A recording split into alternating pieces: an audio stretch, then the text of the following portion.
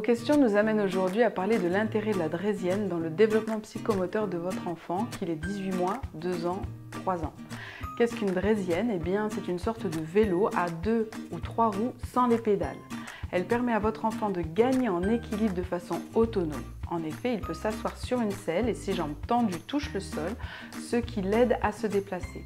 Votre enfant peut donc avancer à son rythme, tranquillement, en se poussant à l'aide de ses pieds. Il cherche lui-même son équilibre sans multiplier les contraintes, ce qui lui permet d'être plus sûr de lui. Il a moins besoin de coordonner et dissocier plusieurs gestes, ce qui le met moins en sentiment d'échec. Lorsqu'un enfant apprend à stabiliser son équilibre sur une draisienne, les débuts en vélo sont beaucoup moins compliqués et dangereux.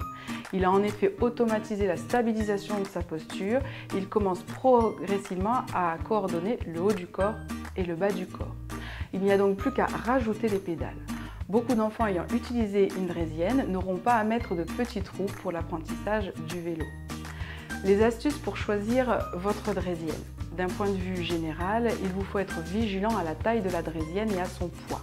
Prenez éventuellement des draisiennes réglables, comme ces draisiennes, où nous pouvons voir qu'elles se règlent au niveau de la selle et aussi au niveau de guidon pour cette draisienne. Elles ne doivent pas être trop lourdes pour que votre enfant n'ait pas à faire trop d'efforts pour stabiliser sa posture, ni trop légères pour aider à rééquilibrer le corps.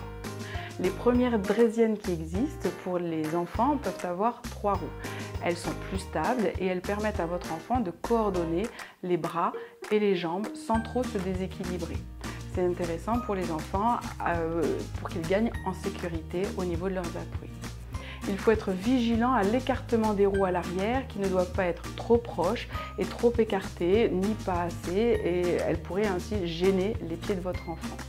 Vous avez ensuite les draisiennes à 2 roues de différentes sortes. Nous avons parlé de la taille, du fait qu'elles soient réglables, du poids, et nous allons parler de cette barre centrale, comme vous voyez sur cette draisienne, qui a une barre centrale inclinée. Pour les enfants les plus à l'aise, quand la barre centrale est haute, ça ne pose pas de problème. Il va pouvoir enjamber facilement, monter, descendre de la draisienne.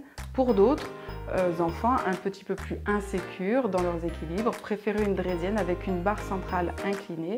Ça va faciliter leur autonomie lorsqu'ils vont monter et descendre de la draisienne.